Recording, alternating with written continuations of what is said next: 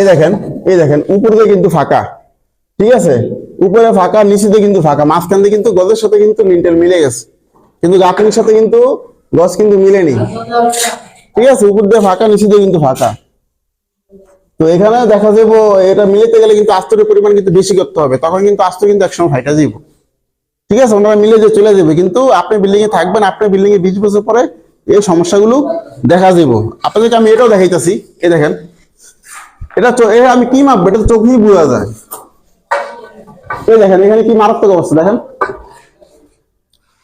উপরে ফাঁকা, উপরে মানে গজের সাথে কিন্তু গাঁথনি কিন্তু লাগেনি, ঠিক আছে, নিচে নিচে কিন্তু আবার মিলছে, ঠিক আছে, মাঝখানে কিন্তু ফাঁকা দেখছেন, মাঝখানে আবার ইন্টের সাথে লাগছে, কিন্তু ইন্টের উপর দিয়ে কিন্তু ফাঁকা।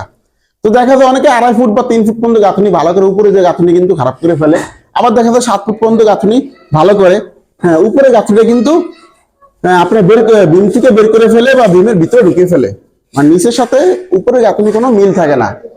এই বিষয়গুলো কিন্তু সাইটে ঘটে।